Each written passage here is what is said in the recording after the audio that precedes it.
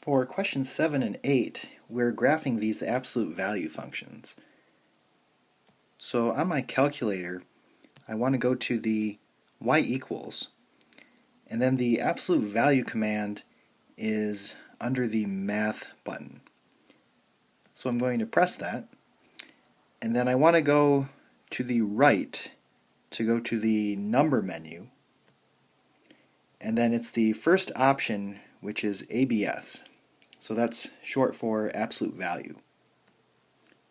So then it will show my absolute value bars. Now if you have an older operating system, it may show ABS with a open parentheses. So if that happens, then you just want to type an X and then close parentheses, and this really behaves like the absolute value of X. If you have my operating system, then you'll see the absolute value bars. So you want to type in X, and then I want to press to the right to get out from within the absolute values. And then I want to graph this on the standard window. And this is what it looks like.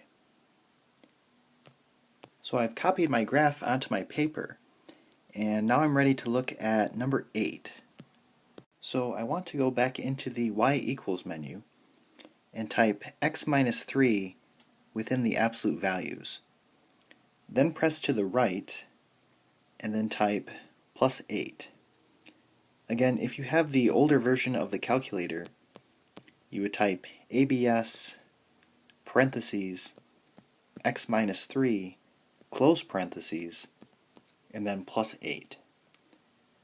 So let's graph this on the standard window, and this is what it will look like. I've copied the graph onto my paper, and this will be my final answer.